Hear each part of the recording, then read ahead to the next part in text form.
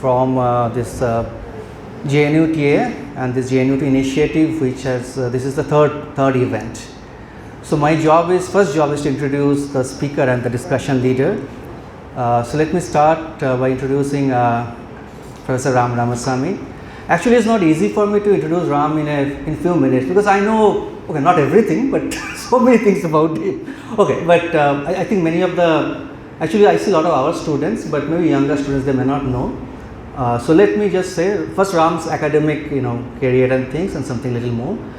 Okay, so Ram did his MSc from IIT Kanpur, and then PhD from Princeton, and then postdoc from Caltech. He worked with the Nobel laureate, and then Ram was a faculty at TIFR, and he could have stayed there, but I think Ram always wanted to do new things, so he came to JNU, and Ram and two other distinguished persons, they started the School of Physical Sciences in 1986.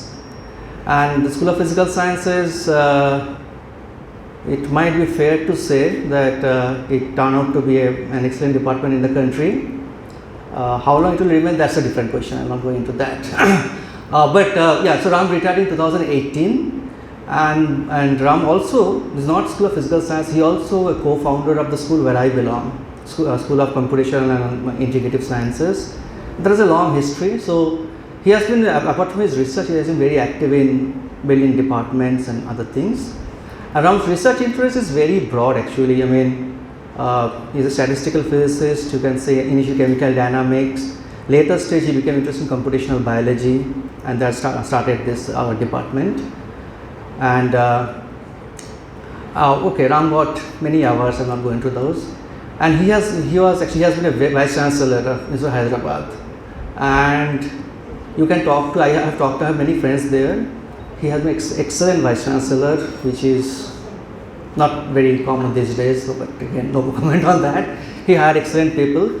But the point I want to make is that Ram, apart from his academic credential, which is excellent by any standard, he has a vast interest covering many aspects of life. He is an art lover.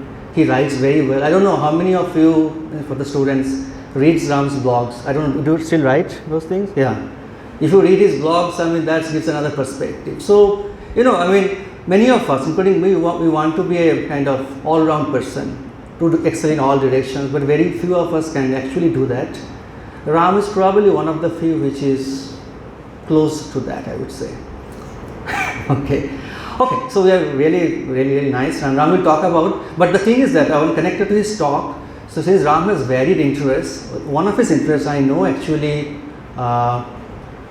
to knowing, analyzing, and the different issues of women scientists, only in our country, and that resulted a very nice book which is co-edited by Ram and Rohini Gadbole by IIC Bangalore, Lilavati's daughter. I think many of you know. If you don't know, you should read.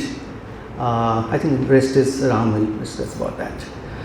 And we also have a very distinguished social scientist, Professor V. Sujatha. What I know about her, that she's a sociologist with interest in health, medicine, technology, and she's an author of many books like Health by People, The Sociology of Health and Medicine, and so on and so forth. And I'm particularly happy that she is a discussion leader, because the practicing scientists of like us, we are inside it. We often don't see things from a distance, right? So I think she is in a position she can see things from a distance with a different perspective. So with that, I would like to request Ram and Sujatha to take over. The floor is all yours now. Okay. That's right. Yeah. Thank you very much, Pradipto, and I mean, it's both effusive and overly generous introduction. It is a pleasure to be here for this event with the JNUTA, and I understand from Alarika that the format of this would be that for about 20 minutes I'll talk about the issue of women in science. Just 1 second. Yeah. And then have a discussion with Sujatha on the same topic for a little more time, where some other questions could be covered. And and then we'll have a Q&A. All right. The title that I had chosen for this talk is something that's sort of fairly general, against many odds, and that could be true of all of us. We are here against very many odds, but in particular about women in science. The history of my engagement with this subject goes back to about 2004, 2005 or so. As Pradipta has already mentioned, I did edit a book, but let me tell you what that book is.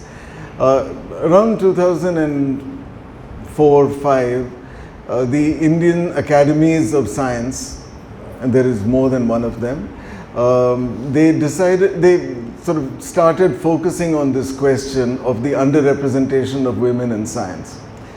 200 years after Sidney Smith, they suddenly realized that to lose half of humanity in the pursuit of a particular discipline is not a very wise investment of human resource.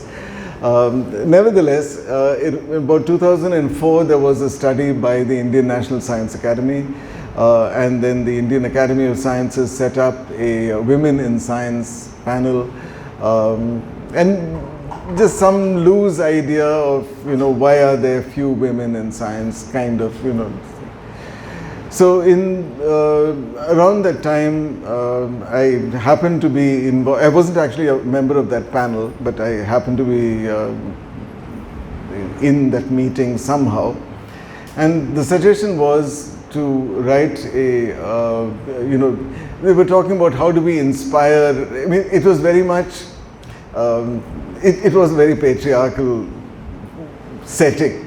That, we should encourage more girls to go into science, and how do we encourage them to go into science? So, maybe we'll give them inspiring stories about, Marie Curie, etc., etc.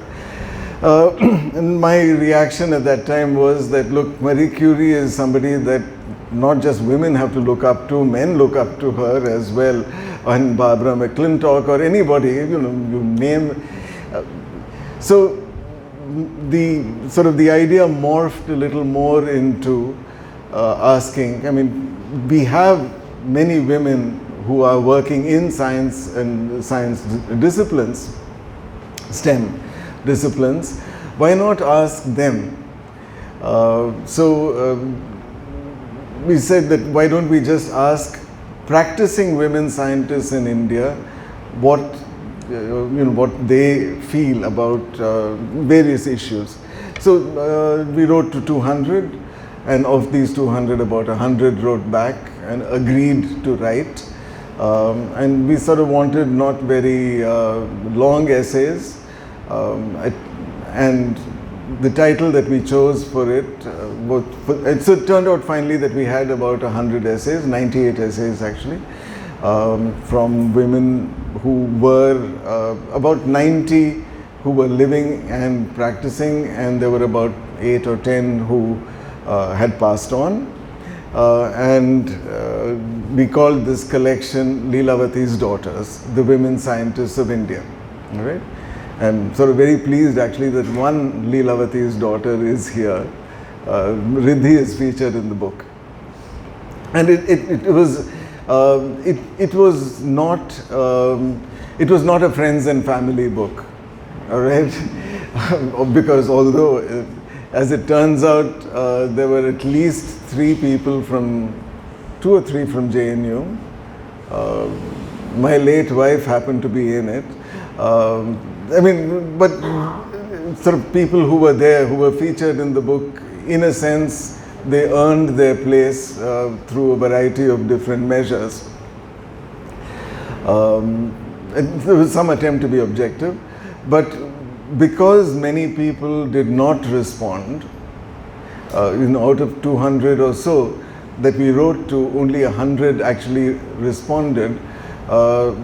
The overall collection turns out to be slightly non-representative. All right?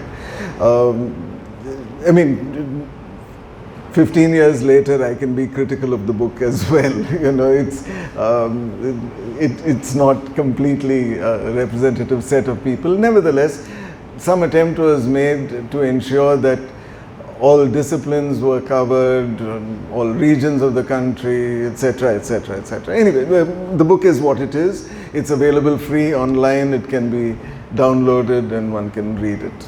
Right? But as we were doing the book, we also realized, some of its limitations.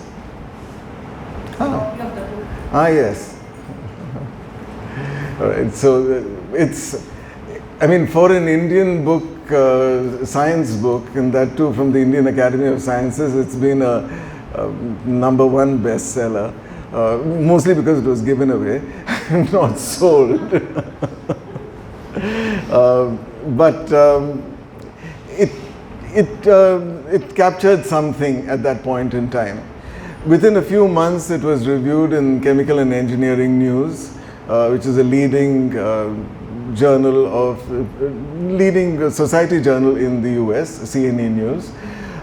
It was reviewed in Nature, leading to my only publication in Nature, which is of a photograph of Sudha Bhattacharya.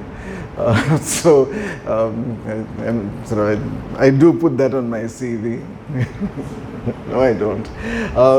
But it was then, you know, it was reviewed in a variety of places. It was appreciated for the very reason that it did not focus on Nobel laureates and other such things. It talked about the working woman scientist.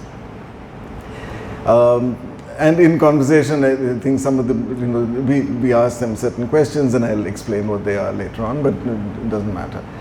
All right. Then the fallout of this was many-fold.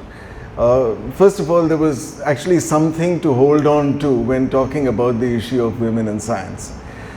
Instead of, you know, just some arbitrary report or some data or something, here were real life stories of people in 3 and 4 pages, and one could, you know, and this, many of the articles are extremely well written. We had them edited for clarity and content, but otherwise did not tamper with the voice of the person who was speaking. So there was a very genuine recounting of practical experiences. I mean, I did all this with, you know, sort of in a somewhat amateur way, not as a social scientist, but it turns out to have been a fairly accurate record of the, I mean, if I were to have done an ethnography, I could not have done it very differently.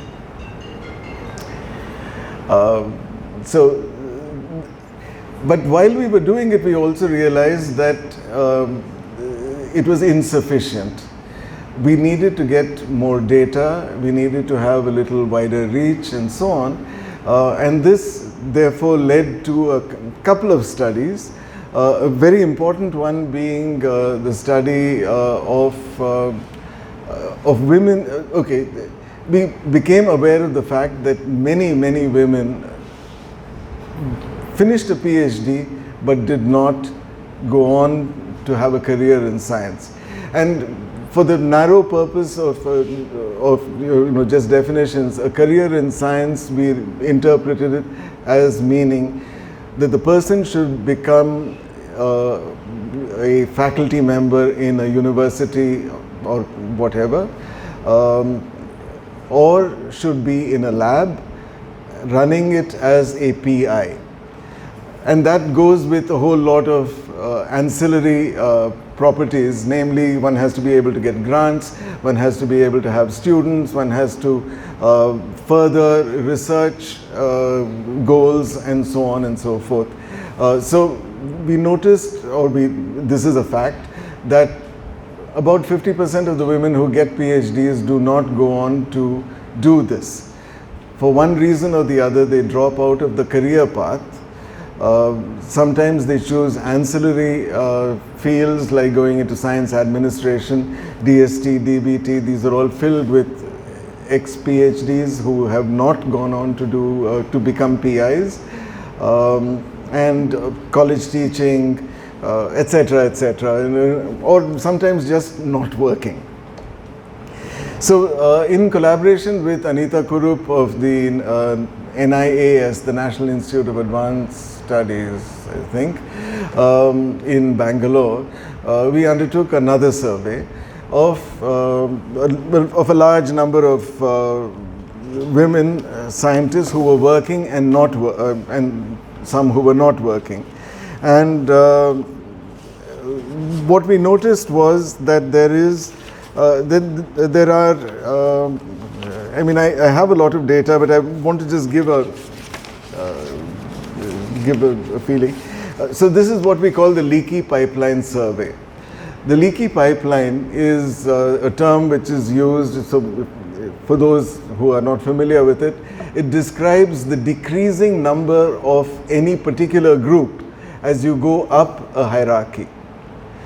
So at birth we have roughly 50-50 men and women, boys and girls, right?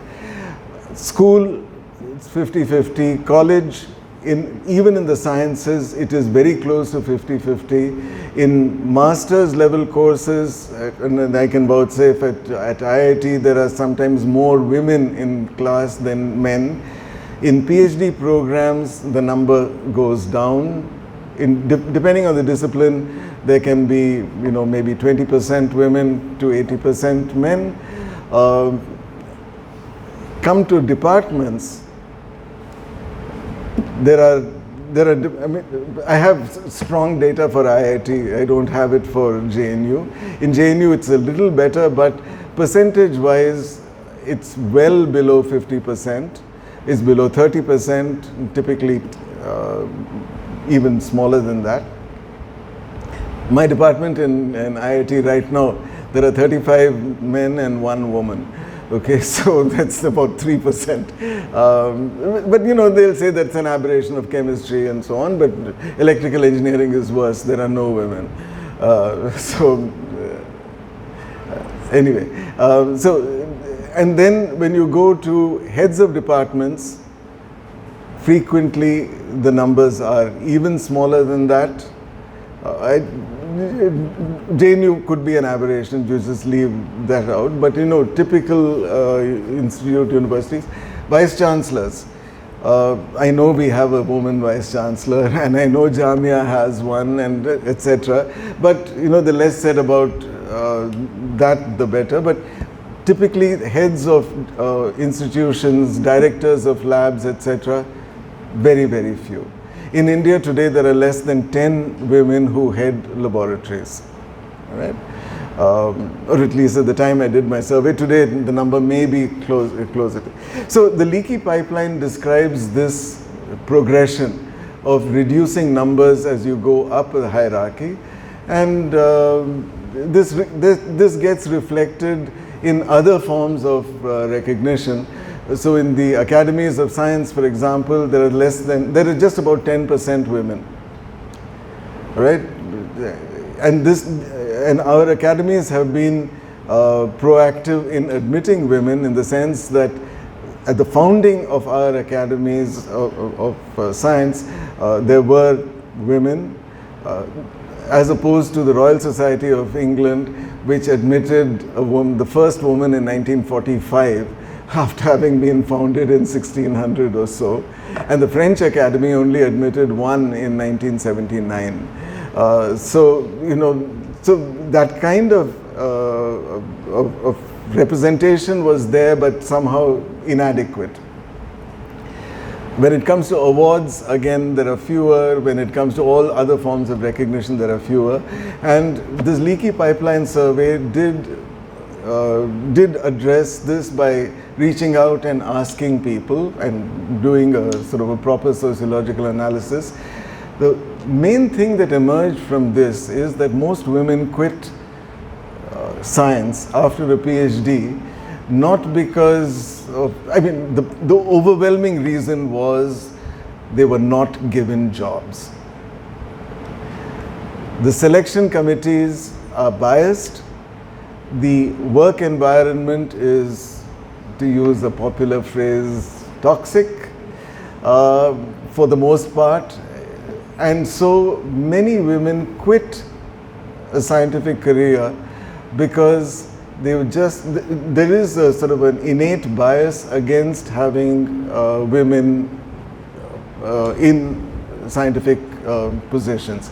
Lots of reasons are given. You won't be able to manage a lab, you have to look after your husband, and what about your husband's career, why don't you move this, that. I mean, the usual stuff is taken out, but the role of institutional bias is something that these studies started making all of us alert to.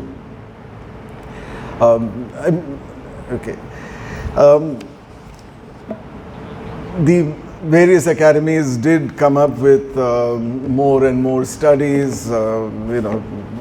Here, for example, is a study from the National Academy of Sciences of India in Allahabad, one of them, and there are a whole lot of tables and numbers and what have you. Fact of the matter is that the actual position of women in science in our country hasn't improved very greatly, right? One of the more interesting and important interventions that has happened in the last few years is an organization called Bias Watch India. Right?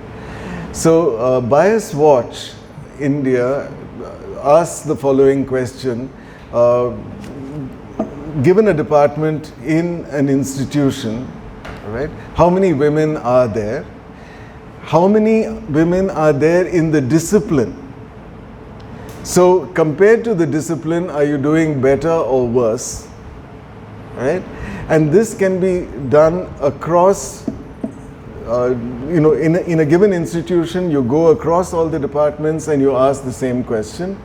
Then you go across institutions and you ask the same question at the slightly larger level. But most importantly, it asks it at the level of a conference. At a meeting, how many women or men, how many women are there? Because we are talking about bias against women. So how many women are there at a particular conference? Why? Is that number what it is if the representation in a field is so much more? So let me give you an idea of what some data there is. There was a meeting called Advances in Physics at the IIT, and the number of women speakers was 1. The total number of speakers was 8. All right?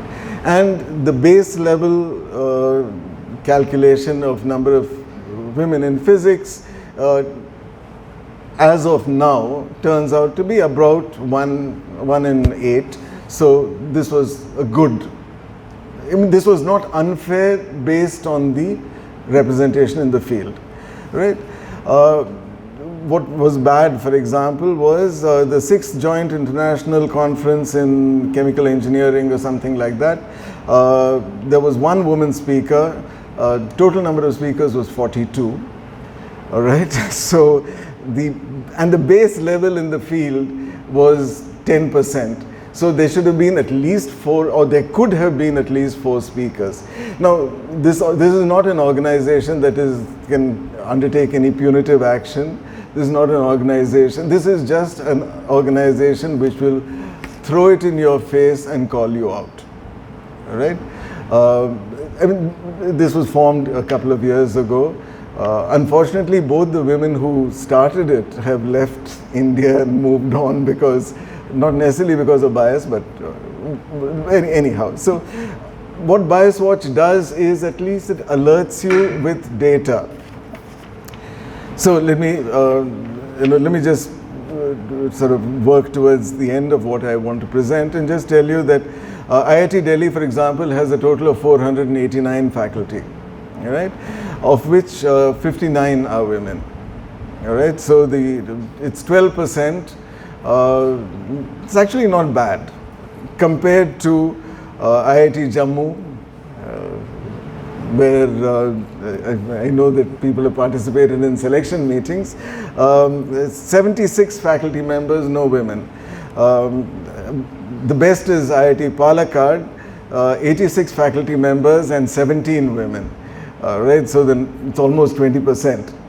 Okay, but that's, time will tell whether when that number 86 goes up to 500, which is what the typical number at an IIT should be, whether this 17 also goes up, concomitantly. But you get the idea, right? That it is possible to actually collect data and put it out for people to look at, and this then brings out systemic faults, systemic biases, and I don't know, it could help various people to correct certain things.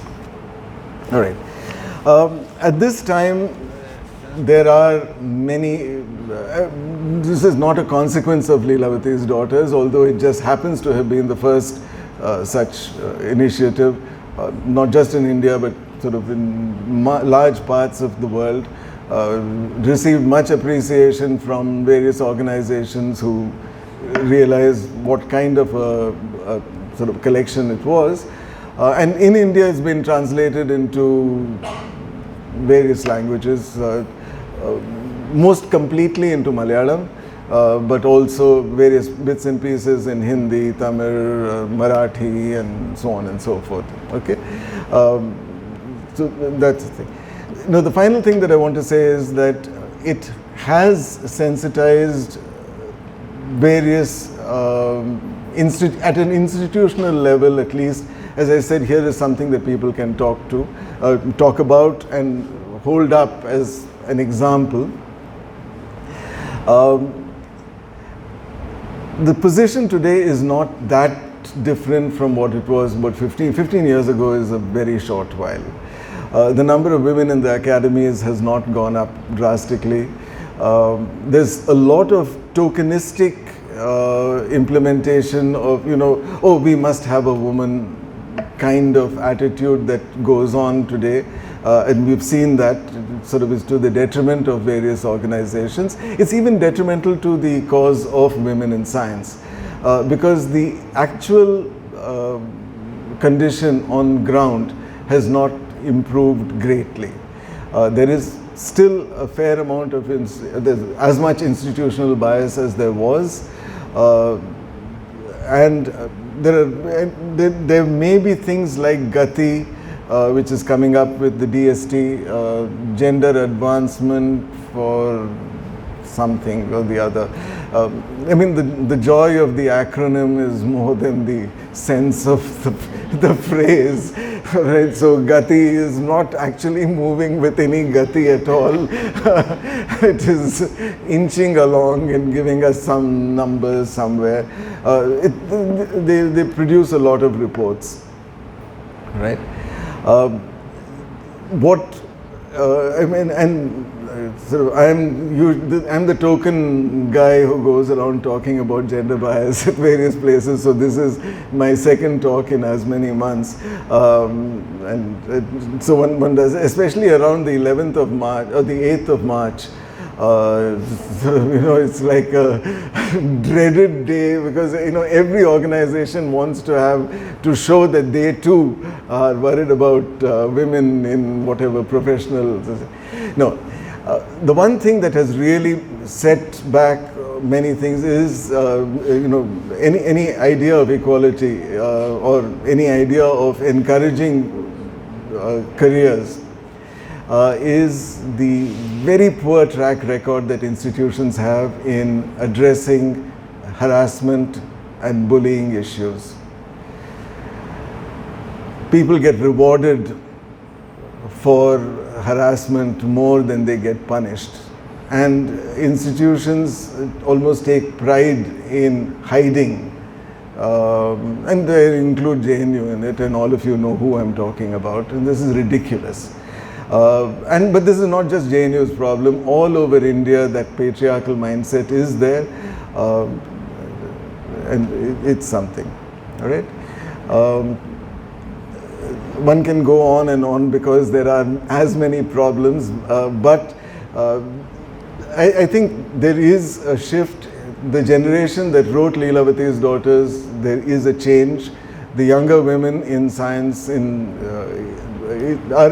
a somewhat different mindset. And so, I mean, as the country has evolved, I think there's been a change in the way in which women are taking the careers in science. There are more jobs available today than there were, largely when the book. Most of the people that were there in the book would have gotten their PhDs in the 80s and 90s, or before that, right? At least before the year 2000, if nothing else. Whereas the women who are in science today have got their PhDs in the intervening 20 years, and there have been significant changes. But some of these things we could talk about later. So let me finish the formal presentation of what this book is all about and what these issues are all about, and get into a conversation. Okay.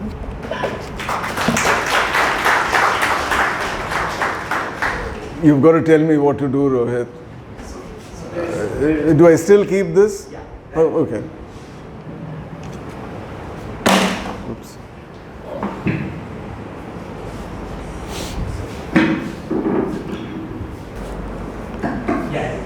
So a very good afternoon to all of you, and congrats JNUTA for organizing this lecture, series of talks which brings people across disciplines together. I am particularly thankful that they asked me to be a discussant, because a few days ago I had an invitation from ISEF to deliver a keynote on women in science. I should confess that I am a sociologist of knowledge, not a women's studies person. I don't come to this question from the conventional standpoint. I had looked into it long ago and wrote something. But so since they had invited, I was pulling out my material and trying to look at what's been done subsequently. And that's when I got this invitation to be a discussant. So I had a copy of Leelavati's Daughters, which I got in India, in the academy when I was in a meeting at that time from Professor Rohini herself. So I could pull it out, take a look, and it's something like a good beginning for me to prepare for that. I should say that the question of women in science is the most studied, explored, and written about question throughout the world. Even the richest and the most advanced question, if you write women in science, I think you'll get the maximum number of reports, data, World Economic Forum, UNESCO, name it, Europe survey, every country has a survey and they've put out data there. So it looks like it's studied by academics, by administrators, but I should add also the least understood. The reason being that problems like gender asymmetry, if we try to understand them in a linear fashion, in general, yes, the women are less in science and technology fields everywhere in the world. This is true of Sweden as well. But if you view this problem at a national level, only country-wise statistics, etc., it's quite misleading. It seems that everywhere women are, the proportion of women in comparison to men in STEM fields, that is science, technology and medicine, is low. But how low it is, how much lower it is, it varies. So once you look at international data, then the picture, it's intriguing, it becomes a puzzle, and I should just confess to Professor Ramaswamy that unlike physicists who like very simple, straight formulas, sociologists, we like complication. It's a delight. Now that the picture is not so simple. Yes, there is gender asymmetry, but the glass ceiling doesn't operate in a linear fashion. It's a very strange thing, but I'll come to it later. I will start with the book. So the whole question of understanding why there are fewer women in science and technology is about bias, institutional bias, but at an international scale you will find that the countries with the maximum civic liberties for women, such as Sweden, Germany, UK, Finland, they have the least participation of women in science and technology. Otherwise, women's workforce participation is high, but they have the lowest. Whereas, in Europe, it is Albania, a Muslim majority country, Lithuania, Serbia, and they have a very good participation, at least entry of women. For instance, math, I'm told that in US, women hardly enroll for the undergrad in math. That's not the case in countries like India. In engineering, for instance, Punjab and Tamil Nadu have 65% of women in undergrad engineering. So, while there is a glass ceiling, the point is at which point it applies. Is it at entry, advanced level, etc. So these are very many interesting questions. Whether the leaky pipeline that Professor Ramaswamy mentioned, that there is a large enrollment and people keep dropping out as they go to the higher stages. That is one pattern. You find that in the US. But Professor Rohini Godbole has mentioned in one of her writings that in India, it's a very interesting and strange pattern. You don't find that much of a leaky pipeline. I don't know whether you agree with me, we can talk about that. But so you have fairly steady numbers until doctoral degrees, entry and all that. And then there is a sudden postdoctoral outflux. This is the term that she uses. So therefore, obviously, the causes why women drop out in US and in India are totally different. And the pattern in which the dropout occurs is also different. So the pattern, and here, whereas in East European countries, they are very high in industrial engineering. And you will be surprised that Portugal, Spain, Italy, hardcore Catholic countries, they have better participation of women than France. So, it's a puzzle. Why these countries with such a high civic liberties for women have such a low proportion of women both entering science and reaching tenured positions. So while this pattern varies as it is, where the whole world converges on two things, where things are abysmal and which Professor Ramaswamy also pointed out, is that women reaching leadership positions in science. Everywhere in the world, the proportion is abysmal. Whether the countries which have very high number of PhDs like India, I think we have close to 44% PhDs in science are earned by women. That's what Harkita says. And in some fields we are, good. Even aeronautical engineering, the ICA report says 75. It's a good percentage. 13% women are in aeronautical engineering PhD in India.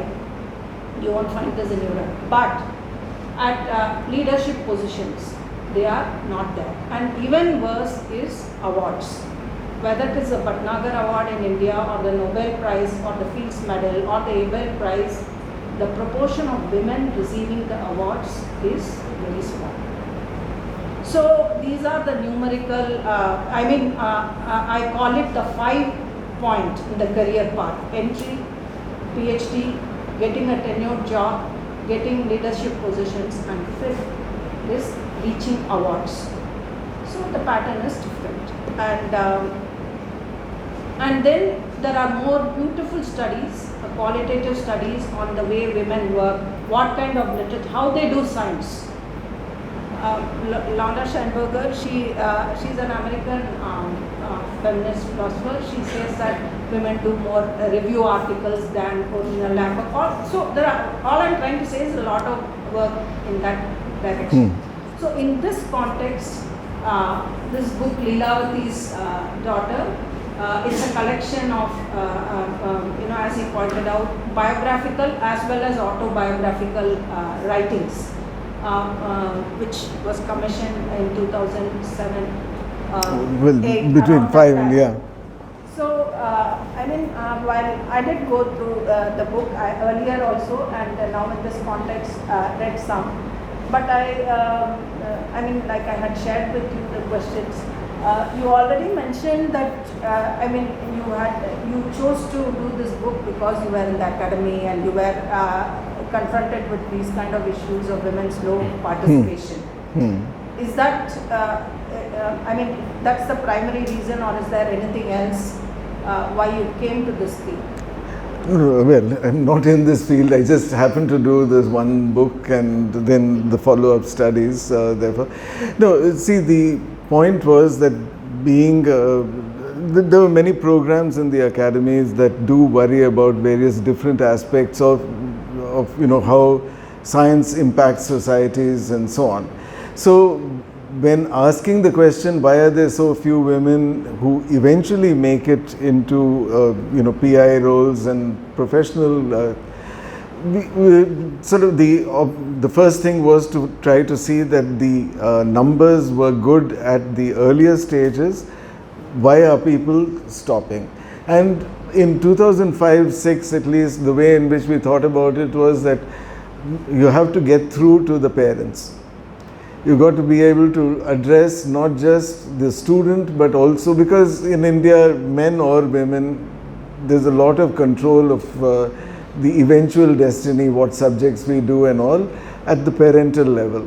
So we wanted to have something that would appeal to not just the student as to what, a role model, but also to a larger section of society to know exactly what it is that people do. What kind of encouragement did X, Y or Z get so that she is now a professor at, let's say, at JNU. So what was important for her? And we discovered there were certain kinds of common themes that went through. And this was the idea of, we asked a few questions like, how did you decide, or when were you conscious of deciding to get into the sciences?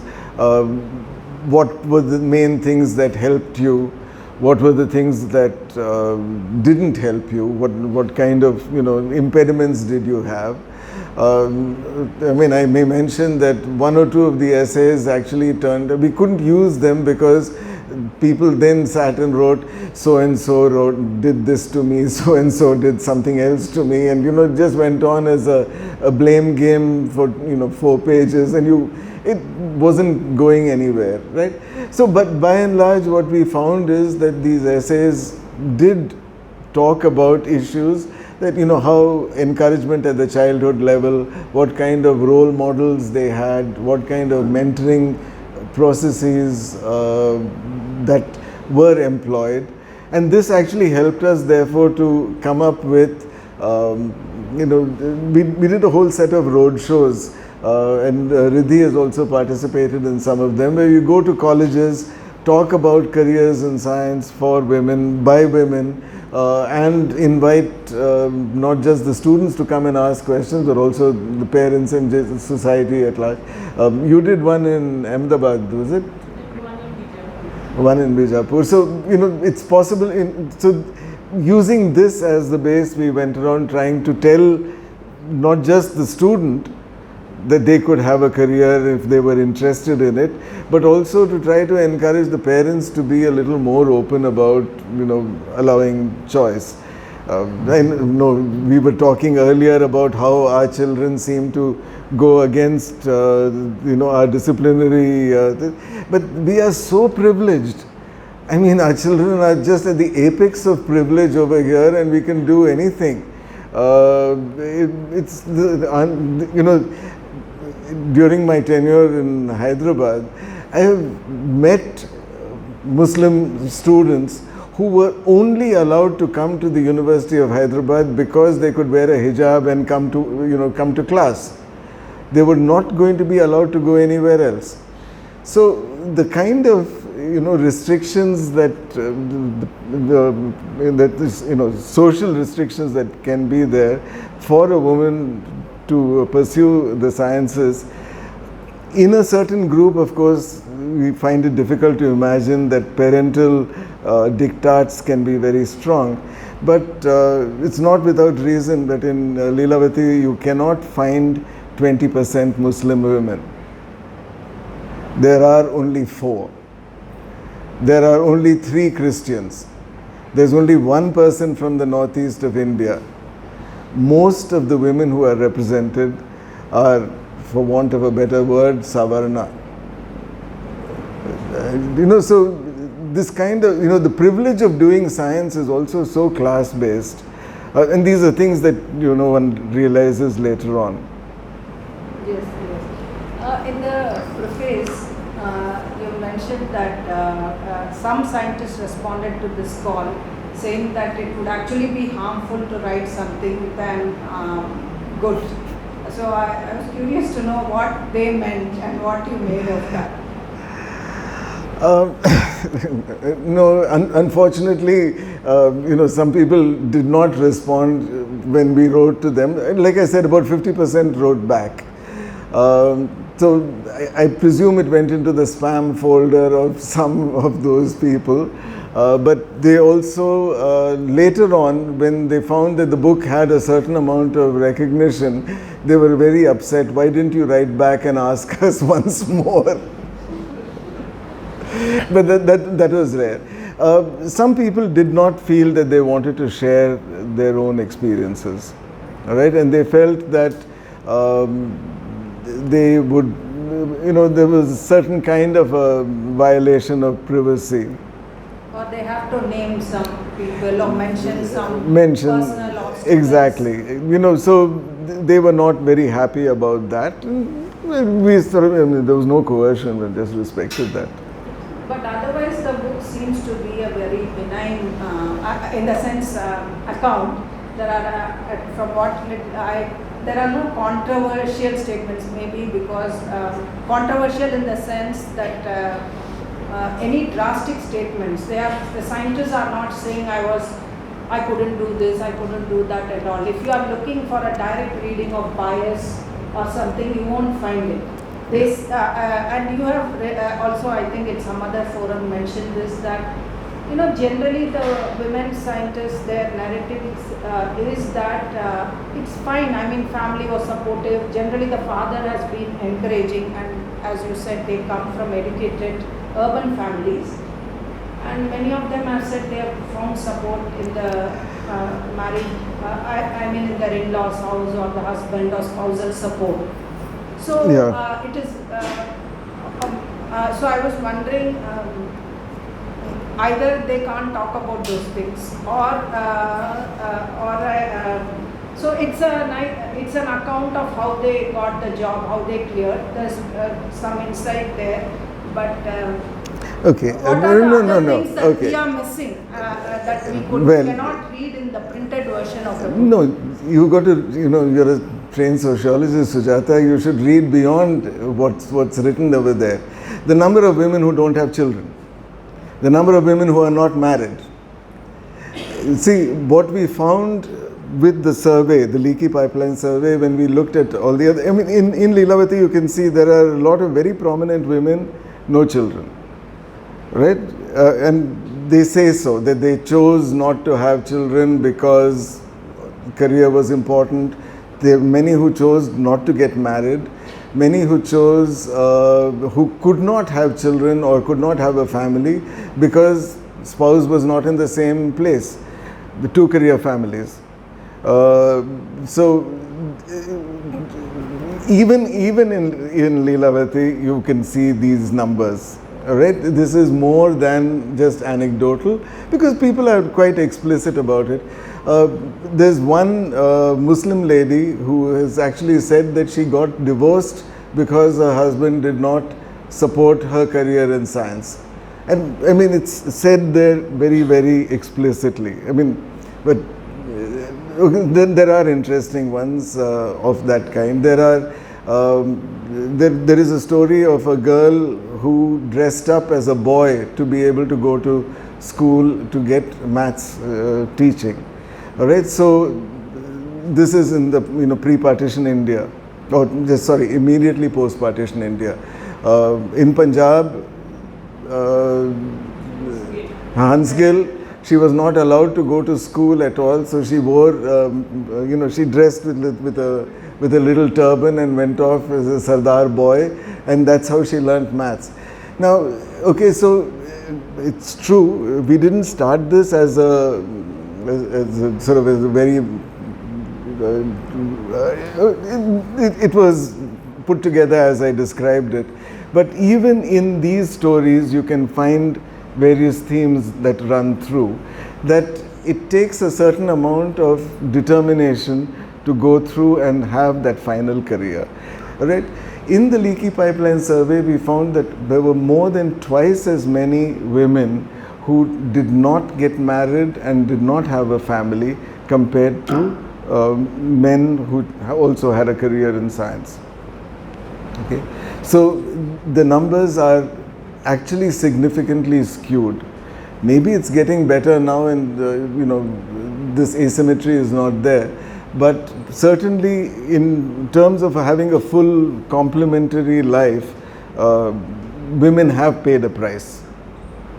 But I think the surveys show that 80% of Indian women scientists are married. But then we have to look at the latest data. This survey is almost 5-7 years old. In general, single women, the proportion of single women have increased in India, and so we have to see how it plays out among. Certainly.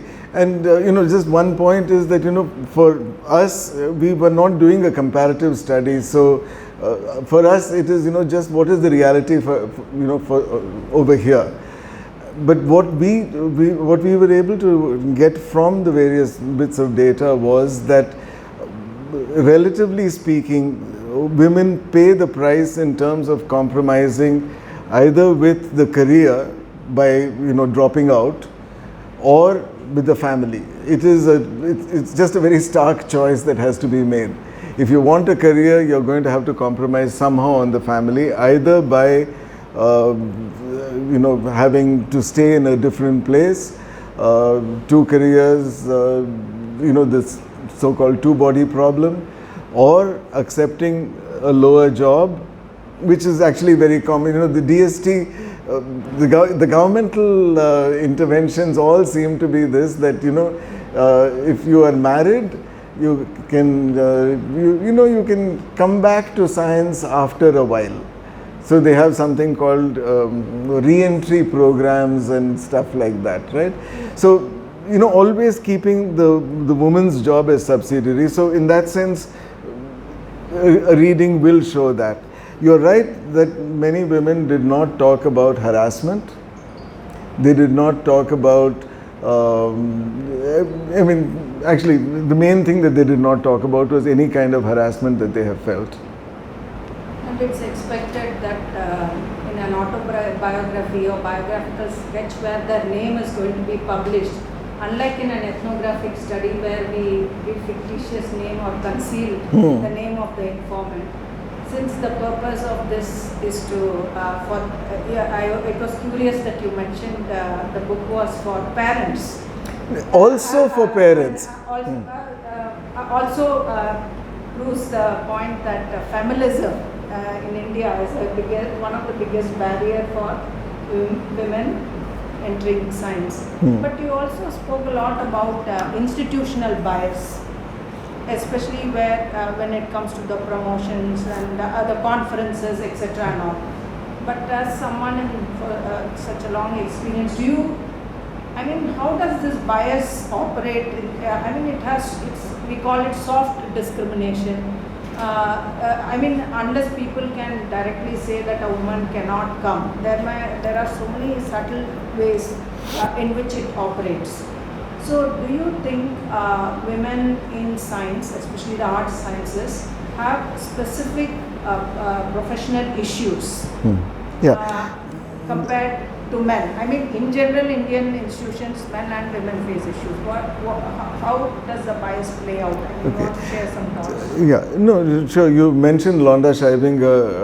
Actually, she was one of the first people to read Leelavati's Daughters, and I met her. She's a historian of science and of feminism and in science at Stanford. She was pointing out that one of the prices that in those days, even in the US, women paid was in networking. So in a usual conference, especially in the US and also now in India, you have your lectures during the day, and in the evening you go out drinking. All right. So going out drinking with the guys is not always easy for women anywhere, but also not particularly easy for Indian women, because so our societal attitudes are such that women who go out for a social evening, etc., away from their families and so on, there's all sorts of things that are the inferences are made. I mean, maybe life will evolve to be a little more open and accommodating, but generally people do find it difficult to socialize in the same way. But this problem of social networking, where all information on opportunities, conferences, Exactly. is rarely shared. I mean, we also talk in our center that the corridor is the place where all the most important information is released, or it's in the cafe. But if the family is an impediment, then how do we explain the fact that absence of social networking is mentioned as a primary cause even in the US, in Sweden, in Germany? I mean, where one might expect that women do have greater liberties to go to public places, or I mean, they can go to a pub, etc. and have.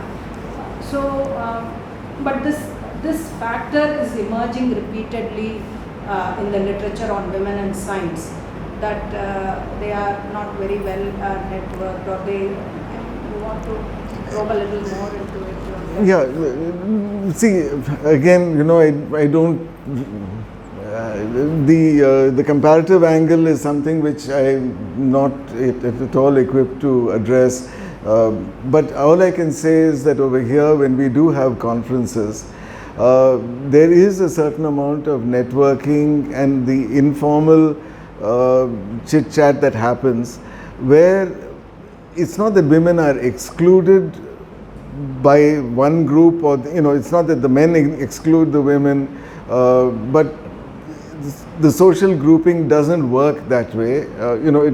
It tends to be zanana mardana kind of partitioning that happens. It happens at social parties. Even in this group, I'd be willing to to hazard a guess, but that's where a lot of information, and more than information, it's where a lot of impressions are formed. So when people are able to sit and chat informally, then oh, that person is very smart, let's invite him for the next conference. That becomes almost a way of progressing.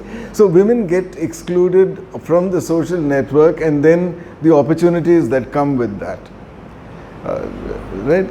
And actually it's difficult to talk about it in the aftermath of the pandemic, because for the last 3 years one hasn't had a conference in person to go to. But just speaking anecdotally, at least, I do know that post the letting down of hair in the evening, or whatever is left thereof, the sort of the unwinding, that does tend to be, if not explicitly exclusionary, sometimes it's sort of going down to the bar, and the bars are sometimes seedy places. Women may just not, anybody may just not like to go. And I mean, coming to some qualitative issues, I mean, there is some writing on whether women do science differently. McClintock, the biologist, it was said she won the Nobel Prize much later for her work on jumping genes, but the way she arrived at this idea of the jumping genes itself is interesting. They say it was, I mean, there's a debate. So as a scientist, as a physicist, do you, I mean, this is again an experiential kind of a remark, if you would like to make. Do you think there is, women do physics differently, or there's also this debate within feminism as to whether when women do science, they should do a successor science. That is, they should carry on the same paradigms that have been established by men, I mean, mostly the men scientists, or should they always be innovating? It's not enough you are just there in science, you should have a different approach, etc. So this is again a widely debated theme, but I would just like to hear from you. As all right. Okay, so my take, such as it is on this, is that yes, women do, I mean, everybody does, everybody brings a certain kind of experience to whatever it is that they are studying. But one of the difficulties that, that women in particular face is the notion of epistemic injustice. Namely, what they say or any kind of epistemic sort of idea or knowledge that they bring out is not counted because of the person who is saying it. Okay, so this notion of epistemic injustice, it's not mine, it's by Miranda Fricker, who's a philosopher. And she points out that sometimes you just don't value a statement because of the person who is saying it. And we see it most often with children, our own. Tum to bacche ho, what do you know? Okay, this is I mean, it's not an uncommon thing, and I'm sure that everybody here has either said it or heard it. That the quality of of something that you know is devalued because of who you are, not because of the statement itself. All right? And frequently that's gone on to be shown to be right or whatever, and I told you so's come out. But there is another kind of injustice that people face, which is, which again Miranda calls hermeneutical, because there are so many excluded groups, and women is one, but in our context, Dalits, just people from different social groups. The dominant narrative frequently doesn't recognize the other experience because it's just so much outside the worldview. So regardless of what it is that they say, you just don't have a framework within which you can understand it. So Barbara McClintock, as you said, she was thinking about jumping genes. I mean, part of it was that the people, the standard wisdom at that time just did not even understand what is this person talking about. First of all, she's just a technician somewhere in some laboratory, so what could she possibly know? And then the idea that a person was doing careful experiments and making certain inferences, this is sometimes outside the scope of those who are evaluating. So people do, I am coming back to the point that people do science in different ways, coming from their trajectories, what background they have, what kind of experiences they have seen, what kind of paradigms they have been exposed to, and so on. But the way in which science works, somebody has to peer validate you. That process can be very difficult. And that's where it's not so much that women do science differently. Men see the science that women do differently. That's a very insightful observation. I mean, one last question that we could, or maybe we could take it up even in the end at the time winding up. As to what you think the future will be like with a lot of child care facilities, facilities for taking care of old people. So middle class women are getting a lot of support. So do you think this will improve the situation of women in science and technology?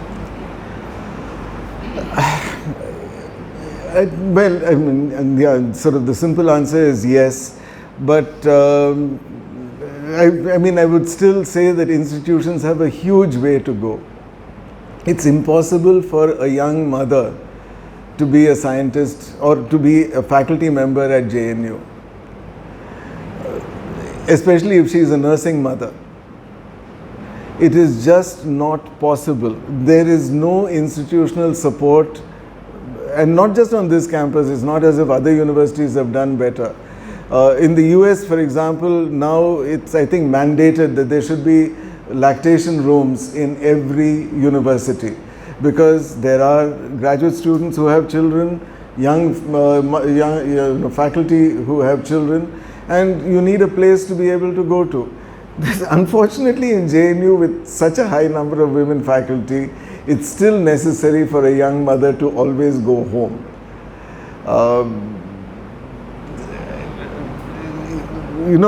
So creche is the, is the easy one.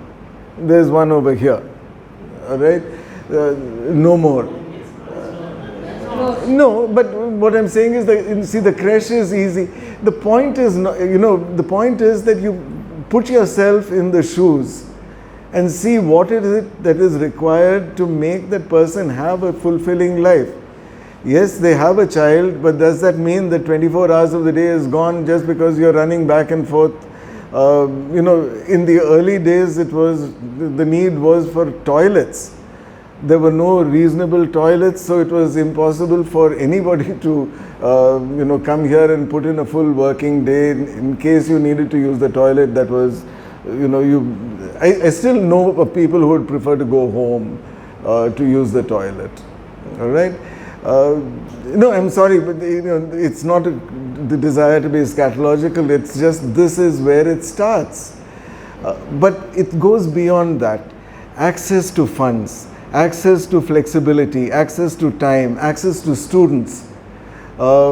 If you have to run a lab, an experimental laboratory in any of the fields, you need to have security, you need to have money, you need to have institutional support. If that is wanting, it is going to be difficult for anybody to do, research. And for women, it becomes doubly a problem because of men. Frequently, if they are in any kind of a home situation, as we found out during the pandemic, whether it's a woman student or a woman teacher, if they are at home, the bulk of homework fell upon women. Even the women students, when they went home, they were expected to do much more of the homework than their brothers. So there's a social change that is also needed, but institutionally, I think we've got to go beyond the simple ones of maternity leave for 2 years and whatever it's called. Sorry, it's called childcare leave for 2 years and creche in the institution. That's That's very basic. That's very basic. We need to go beyond that. We need to sort of career enablers are needed. Thank you so much. We'll now open the floor for discussion and we'll take questions. Should we collect a few questions and respond? As you like. Or you would like to do it one-on-one? We'll see how it goes. Yes, please. Feel free. Take the mic.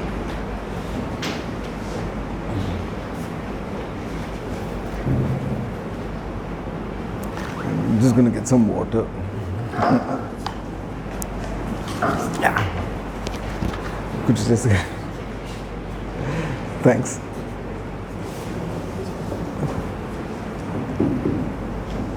Thank you, Ram. I'm here. Thank you for being in this room, and I hope you'll have time to put your speaks also today. My fear is that we may have lost you. You are giving data of IIT Palakkad, IIT Jammu, some conference in IIT Delhi, but you are not giving data of IIT, certainly University of Hyderabad or Jadavpur or JNU, or DU for that matter. I mean, the colleges in Delhi, particularly chemistry and biology, I think it will be 80% women and 20% men now. Schools, MIS or Kendra Vidyalaya, most science teachers are ladies, right? So when you are talking about this leaking water supply or whatever, Pipeline. Why are you excluding these lecturers who are in Delhi University who have PhD? Several school teachers are also doing a PhD. And talking about the high positions, you mentioned about informal chit chat and what goes on to become director of IIT and all that. Is it worth it now? I mean, what kind of informal chit chat and what kind of, I mean, if women are not at the top position, at least for the last 10 years, I would say, is there something to be sad about? Because that's not really, it's not good to be part of that chit chat and get into those positions. It is not purely based on science that they do. So these are my two observations of. Okay, the first one, Satyabrat, I made it very clear that I was talking about women careers in science as PIs, as leaders of laboratories. Okay, I am not saying that people with a science education or people who are specifically excluded, school teachers, college teachers, etc., because they are not, you know, that's not where the problem is at. The problem is for science careers, all right?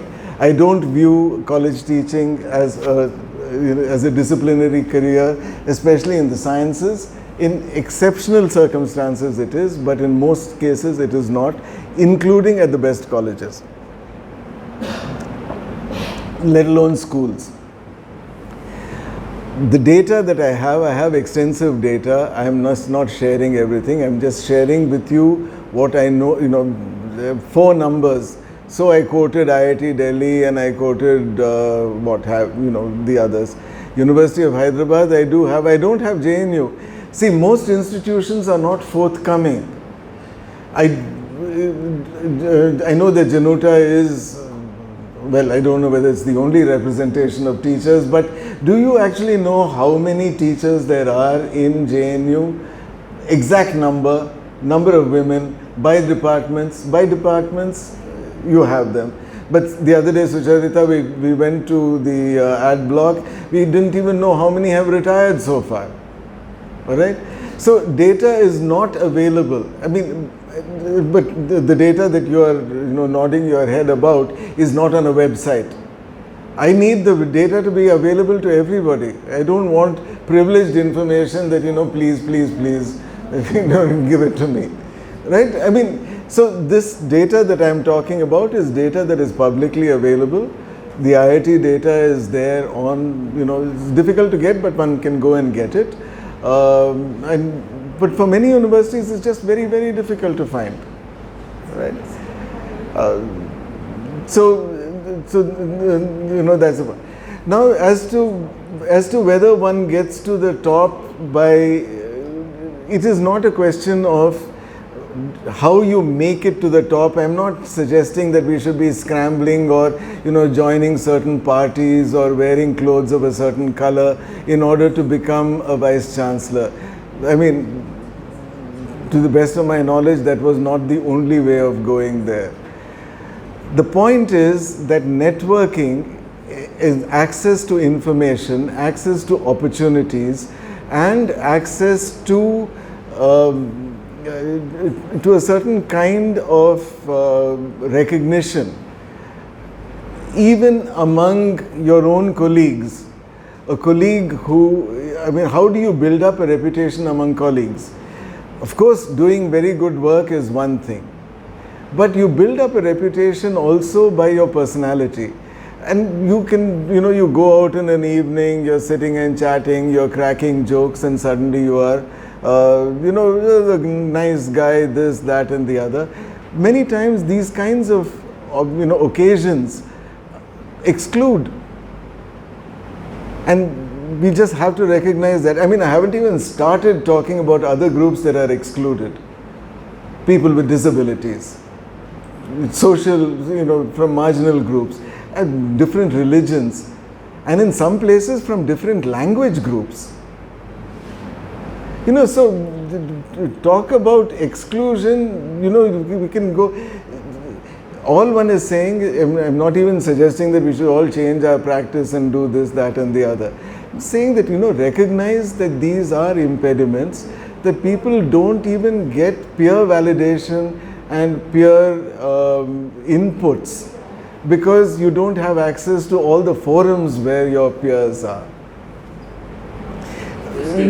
Just one last point that I'll make. If you've ever seen Indian academics at a foreign conference, you will understand exactly what that means.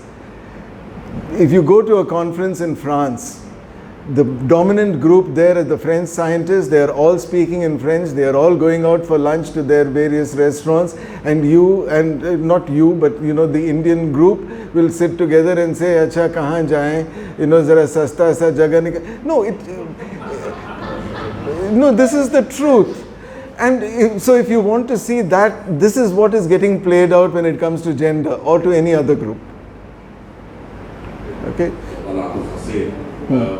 But I think the reasons that you are assigning bias or whatever may not be the whole case. Because the 10 years I spent in IIT Kanpur, only lady faculty was Asma Pradhan in the physics department. Few years I spent at Madison.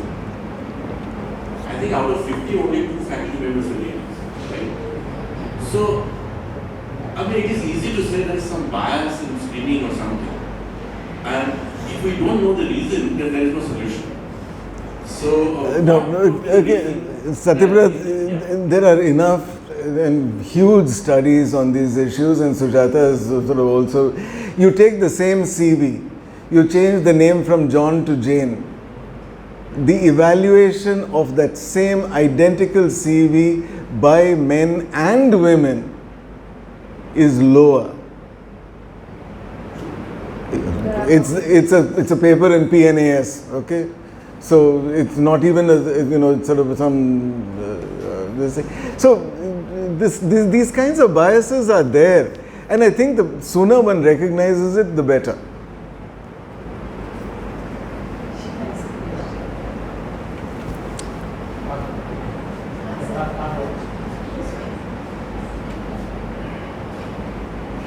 Hi, Arfa.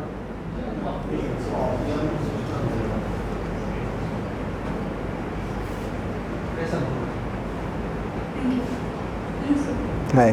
Nice to have such good talk. And I want to ask a question where you have talked about the toxic environment.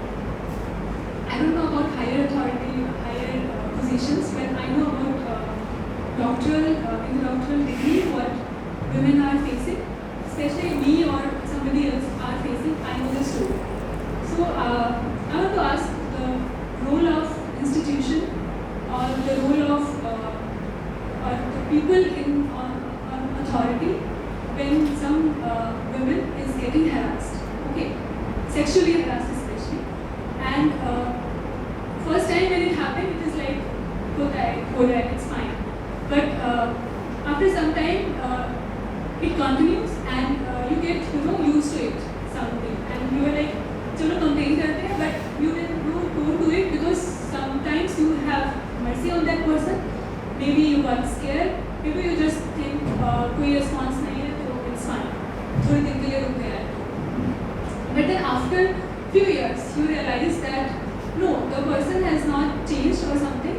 It was actually a mistake that you did not report it in the first when it happened, because it continues on to second person, third person, fourth person. Okay, even if it is not stopping. Now I think when the person who is harassing the person will become faculty someday. So this pattern will continue, and I think when the people at authority or institution knows that this is happening, this person is like that only, he is not changing at all. I don't know what is the role of the institution, and some in the process when you don't get response from authority, when you complain about it, you get demotivated. कि कुछ नहीं होता है इस level पे, आगे भी कुछ नहीं होगा इस message. No, Arfa, this is actually a very serious problem, not just at JNU or at IIT. I mean, it is across the country. The following statistic is very revealing. If you look at the fraction of men and women who are admitted, let us say, to a PhD program, you're talking at the PhD level, right? That same number do not actually graduate. A smaller number will eventually graduate. And so there is a certain amount of dropout. The dropout is highly skewed. many more women drop out than men. And large cause of this is bullying. I mean, I'm just calling it, harassment, gender harassment, sexual harassment, bullying, academic bullying, and devalidation of your point of view, demotivating. So again, women suffer disproportionately in that regard. Now, my fear is, what if this person becomes faculty and continues harassing the next generation, be it my daughter or somebody else, my friend's daughter? See, Arfa, we are talking about a very small fraction of time. This has been going on for a long time. Yeah, no, the institution has to respond. And when the institution doesn't respond, I think that, there's something wanting. But this does contribute, okay, since I was not talking about harassment per se, this is one of the contributing factors to creating the leak in the pipeline. So you come up to the PhD level, in India, the numbers don't change that much, so the fractions don't change that much. But then after the PhD level continuation, this is one of the strong reasons why, because it's not just these, all institutions have this problem. In general, I think women face शुरू से आखिरी तक college से school से college से university तक पहुंचने actually hurdles होते हैं पेरेंटल सोशल एवरीथिंग उसके बाद यहाँ पे पहुंचने पे भी that too in JNU you are facing such things it's very sad. You feel like powerless there is nothing Yeah. you can do. If I may come in here very quickly. See, it's not, JNU had a very strong GS cache. I've been part of it. We have sat on very important cases. It's unfortunate that GS cache was dismantled. Maybe you joined JNU recently, but even 6 years ago, I joined in 2016. 16, unfortunately. That's the dark age, beginning of the. So you have the GS cache, even not in its most vibrant form, did address students' problem without naming. We had complaints about bullying or teasing by boys in the undergraduate. We sat for, it was a 2-month hearing, inquiry, and some penalty was meted out, though the faculty of that center supported the boys. GS cache took an independent stand. And the composition of JNU, GS cache is exemplary. I mean, I'm not saying because I am in JNU, etc. I did not study in JNU. I came from outside. And so these GS cache has been one of the strongest points. It's unfortunate that the grievance committee now is generally counseling women to take care of themselves or not complain. It's a sad state of affairs. But you are well within your rights to raise a complaint. And take it, give in writing. The fact that you give it in writing itself will put some fear in the other people's mind. If you have any issue, JNUTA is there. A lot of women faculty and men faculty are there who will support you.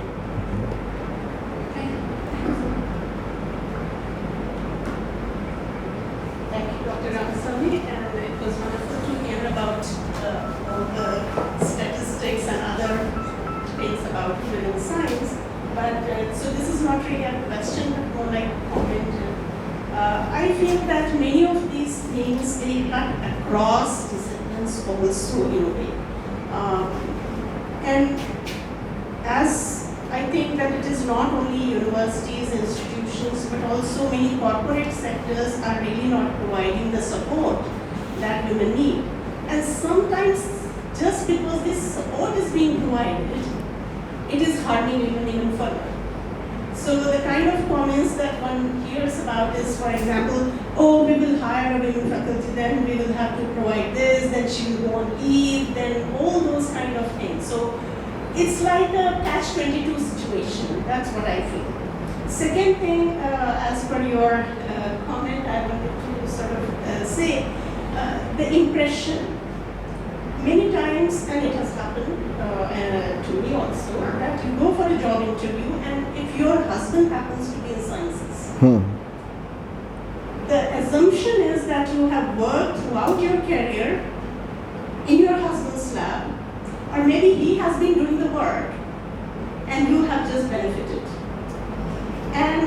that sense, you know, they can ask you, and so they are thinking, you know, it's just something, the quality is not very good.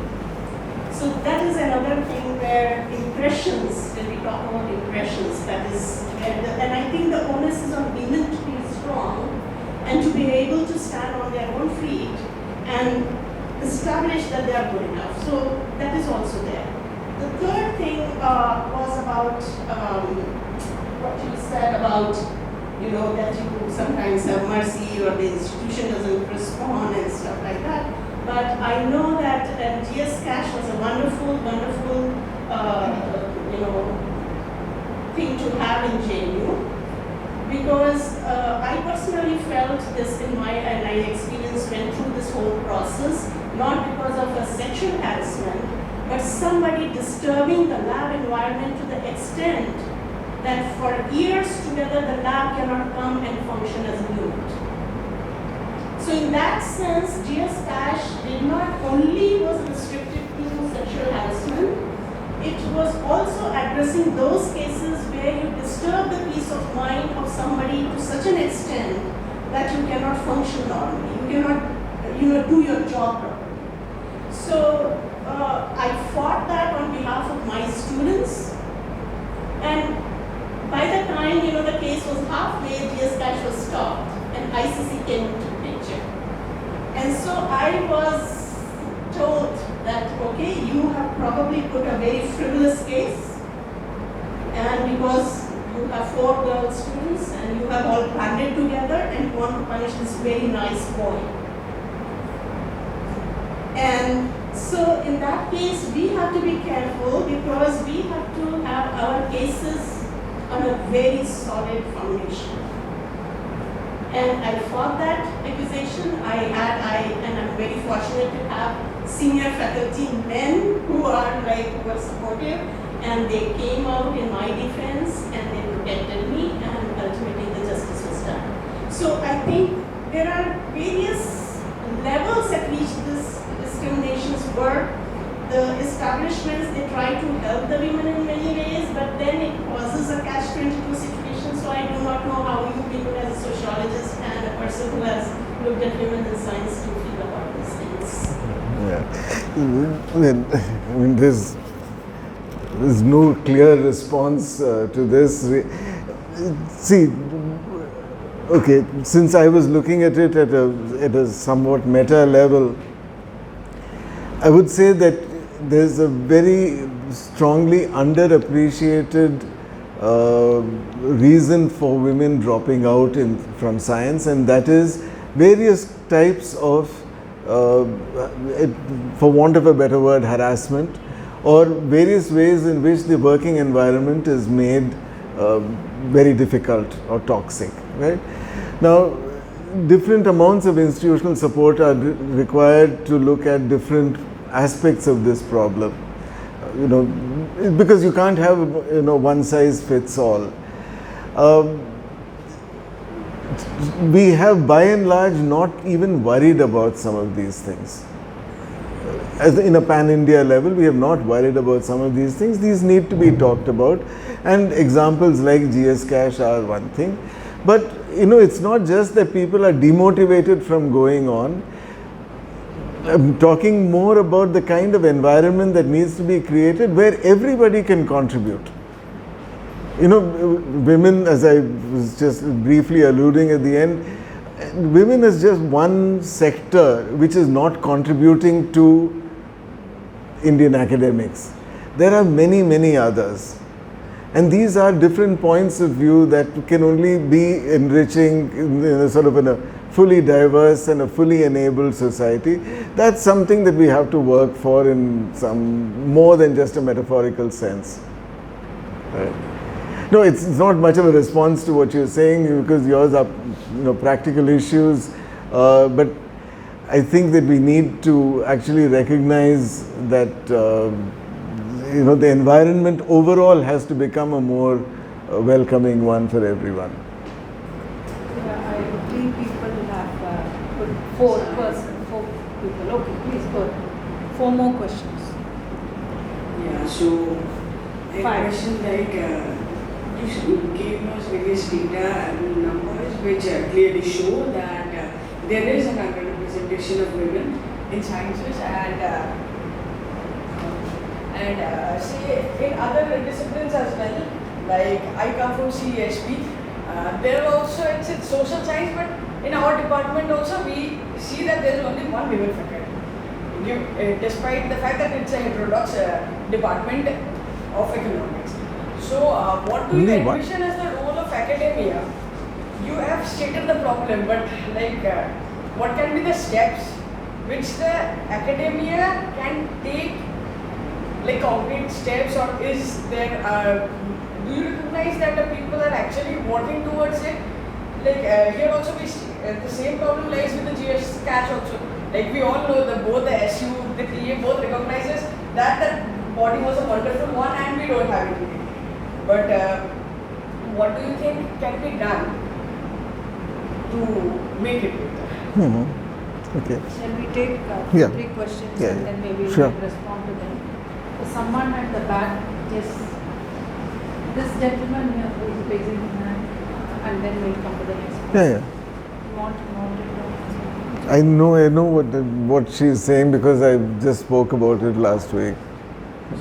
So we have discussed the institutional biases in academia, but what about the critique of knowledge itself? Sandra Harding has argued for a feminist epistemology. That she is arguing that it is not about what we are studying, but the very critique of knowledge itself, like what research methods we use, what perspectives we use are real-centric. They privilege the partial perspective. So how to study that, how to analyze it? Okay. Yeah. Good evening, sir. As I can correlate with your talk, as I am coming from engineering background and core electrical engineering. So in the batch of 55 students, I was the only one girl there. So my main question here is that, first we have to break the stereotyping between the soft collar jobs and high collar jobs. Like in the engineering itself, if you see towards the computer science and IT, then there you can find the equal participation of both boys and girls. But if you go to aeronautical engineering, like chemical, electrical and civil, so there you can find less number of girls. So first we have to break the stereotyping, or as you mentioned, like ma'am, counter question that what will the future plan? So in institution level, right? But my question is that isn't it first we have to work on the social level to reach there on the institution level to provide the institutional support to females? Thank you. Okay. One last Yeah, sure. And then Rudy had a question. I have a comment to Huh. My question is, there is this one complaint that we hear on an international level when we talk about women in science, that would be women's work not being credited properly. One classic case would be Rosalind Franklin's case. Like till recently, her work wasn't much discussed when it comes to her colleagues. So there are so many cases like this on an international level, and as a representative of the scientific community, have you ever come across such incidents in the context of India, or what is your take on that? Okay. Riddhi's is going to be a comment and she can have the last word. Then you'll have the last words. You can have the last word, Riddhi. Let me just respond to this young girl over here. Well, earlier this week there was a talk at the IIT Delhi on a forgotten woman physicist called Bibha Chaudhary. Now, Bibha Chaudhary has suddenly been discovered years after she has passed away, but she was there in plain view. She was there, she was the first woman to be hired at TIFR, but nobody was making a big deal out of it because, I mean, she was hired along with other people. It was not made exceptional, but then she left TIFR and moved to Bengal Engineering College, left Bengal Engineering College and came to the Physical Research Laboratory in Ahmedabad, contributed all the while, and nobody ever counted her contributions as coming from a woman in science. All right. Then suddenly now people have discovered that she was a pioneer and that she had almost discovered a particle. She could have won the Nobel Prize. They've named a star after her. All sorts of stuff has been. The government of India has announced a non-existent chair in her name. They announced some 8 chairs in the names of 8 prominent women, and none of the chairs have happened. So, okay, so the government of India is good at doing things like that. So there are examples, there are not many, there are examples, and we have this bad habit of making them, see, Rosalind Franklin was a different class. Her work was stolen. All right? Here it was just ignored.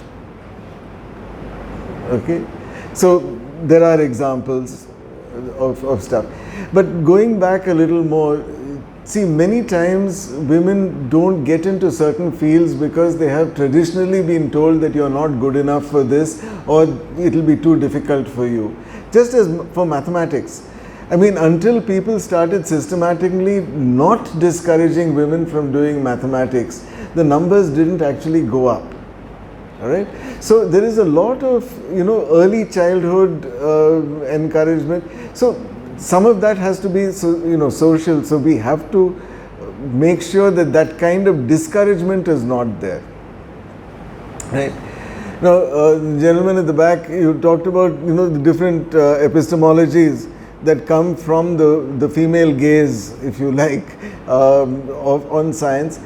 It's from the time of people like Fausto Sterling and others, people have talked about the very different takes that people have, the different methodologies that would be there.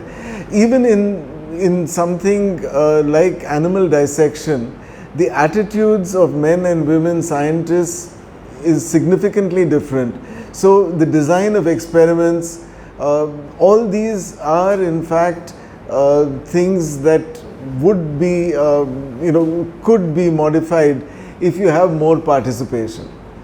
Right? So I think that we should just recognize that different people will bring different experiences and will therefore alter the way in which a particular topic is even approached. I mean, particles will still need to be discovered, and particles will still need to be collided in order to discover more things. It's not that it's not as if one gender or the other is going to go for more energy or less energy. That's not how it is. But the overall methodology of doing science and the sociology of doing science will be impacted by the different groups that are there. All right? And like I say, and I stress the fact that we have not just excluded women, we've also excluded a whole lot of other groups that should be participating. Your point, in the last few, you see, I think that now we all recognize that it's important to have anybody who is interested in a particular subject contributing to it. Namely, diversity of the workplace is something that we should really be looking for. And there is enough evidence, both anecdotal as well as material, that when diverse groups come together to solve a problem, they solve it both in a nicer way and in a quote-unquote better way and more efficiently. So working towards diversity is important, and here again I will point to something that we used to do right and we have stopped doing, and that is this whole idea of accounting for deprivation. Even more brilliant than GS Cash in some ways was our notion of deprivation points and the way of accounting for it. At this point in time, I don't know whether it's on at JNU, but in all the IIT systems where now suddenly I have more intimate knowledge of that system than I have of this, there is a special drive. So there are these special drives where the special drive for women, special drives for SC, ST, so, you know, all sorts of special drives are there. I think that this is a fundamental mistake. The institution should be looking not for special drives for people, but for looking for including or recognizing the kind of deprivation that various different groups have had in order to account for a more level playing field. And I think until that gets done, we'll still find these aberrations like, I'm surprised that CESP, which used to have such a high gender ratio, and now suddenly there's only one woman. Okay, so these are not, see, unless the institution decides that it's going to, you know, strive for diversity, we live in all these are rules made by, you know, upper class Indian men, so upper caste Indian men, if you like. So it's skewed in their favor. Riddhi. Hi. So, very interesting discussion. You forgot to mention your little baby book. I know. A Girl's Guide to a Life. Edited a book called Girls' Guide to Career in Science, which is selected excellence degrees, and it is nice pictures and all illustrations so that it can be encouraging for young girls to take up a career in science. So, main thing is about encouraging women to participate or girls to take up a career in science. But how do you change the mindset of people? Like we try to encourage them. In fact, in mathematics now we have specially focused activities for women in math, like conferences, regional workshops, and where we showcase, you know, we find mainly women speakers, women mathematicians who give talks so that they work as role models. But then I hear from other section that, okay, now you have your own club, so why do you want to give talk? Why do you expect to give talks in general conference? So, how do you change the mindset? There is another instance where there was an international conference in India in cooperation with AMS, got also consortium of math societies, and they had one non-parallel session about women in mathematics, like just a panel discussion. And at the end of it, the president of that math society in India says, you know, women can do history of maths, women can do MPhil degree. You know, it's easy for them to then manage house and career. Now, if a 75-year-old person says such a thing with an audience of 400 people, and then next day comes and argues, say that you should take me seriously. Why don't you take me seriously? So I said, you should, you know, think about it. And here, history of maths people are angry. Here, all women are angry, and then I said, but what? No, it's easy for them to do one more degree. They can get a job. You know, if they do MPhil, it's very easy. I don't know. Okay, but so, and then he says, it's the best thing for women and other minorities. So I said, excuse me, since when did we become minority? I thought they are 50% of this. So, how do you change the mindset? You know, somebody like President of speaks like that, then, I mean, why could we get anybody at leadership level? Because they don't even look for it.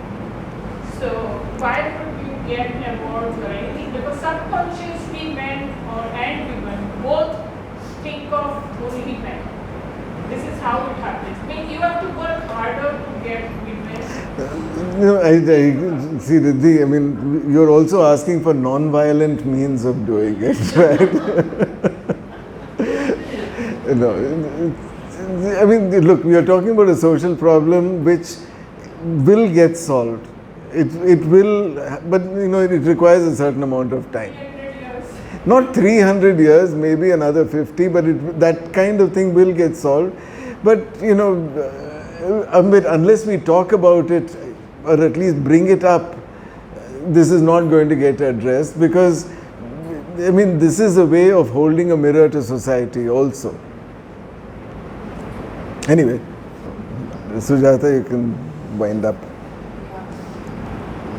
Thank you so much for the talk and your crisp and focused responses to all the questions.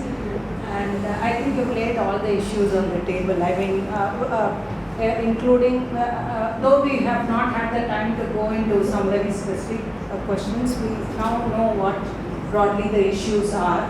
And about how to change mindset, questions, what to do, because there are problems at so many levels. I just, based on what I'm reading internationally, I just want to say one thing, that a phenomenon that's emerging is associations of women scientists. That the earlier women said, okay, everything is fine, we have to strive, get somewhere in the career. Now they have associations like this Bias Watch or NGOs, their own effort, they set up these things, they are talking to people. I think I consider it a very important development, apart from government policy which is external to women. So these kind of initiatives will be important, even if they are small, they are important in my view. And they will also, and ask the question why women cannot remain where they are, why they should not, need not aspire for corrupt higher positions. The point is, professional visibility is at stake.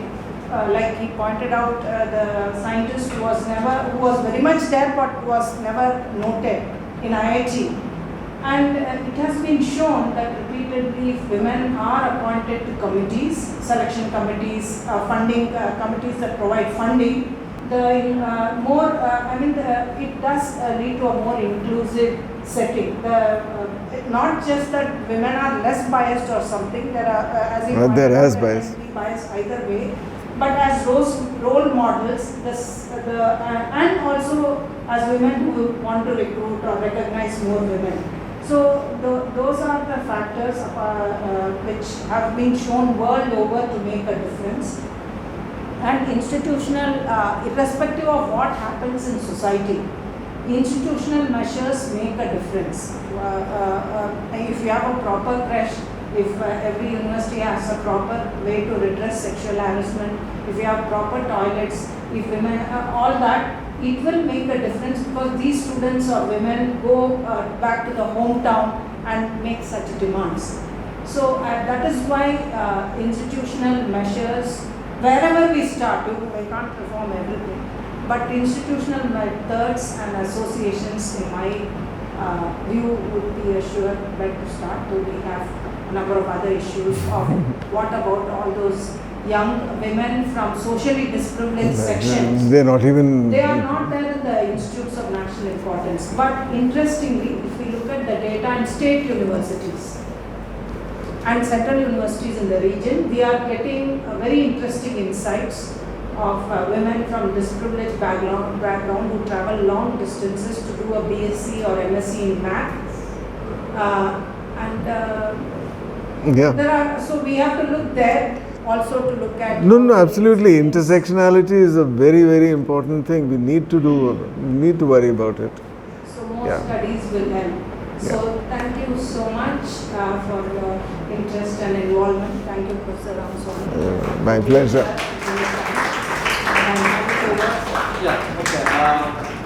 So I'm supposed to be a vote of thanks. So I think it's very clear this discussion has been really wonderful and fruitful.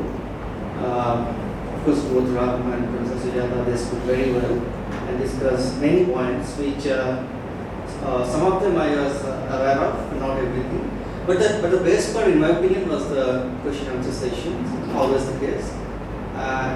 Only thing I just wish that more students, like from my department, female students, I think 4.